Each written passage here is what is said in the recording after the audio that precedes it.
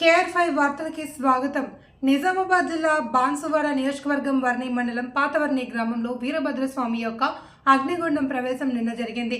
ఈరోజు గ్రామ ప్రధాన రోడ్డు నందు రథం ఊరేగింపులో విగ్రహం ఊరేగింపు చేస్తూ రాత్రికి వీరభద్రస్వామి భద్రకాళి కళ్యాణం జరుగుతుంది. రేపు అనగా ఆదివారం రోజున జాతర కుస్తీ పోటీలు జరుగును. అలాగే ఈరోజు హనుమాన్ జయంతి కార్యక్రమంలో భాగంగా అన్నదాన కార్యక్రమం జరుగుతుంది.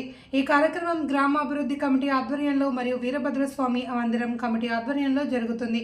ఈ కార్యక్రమంలో వర్ణి గ్రామ అభివృద్ధి కమిటీ అధ్యక్షులు కులకర్ణి ప్రకాష్ రావు బాబా, కార్యదర్శి గంగా కృష్ణప్ప, క్యాషియర్ గజ్జలి సాయిలు, ఉపాధ్యక్షులు పెర్కా సాయిలు, మెంబర్స్ వీరభద్రస్వామి కమిటీ అధ్యక్షులు కులకర్ణి గంగాధర్ రావు, కార్యదర్శి శంకరప్ప, సహాయ కార్యదర్శి జంగం పెదగంగాధర్, వెల్మల రాజు, వెల్మల రాములు, అర్వ నాగప్ప, పూజారి వీరకుమార్, మొండి అర్జున్ తదితరులు పాల్గొన్నారు.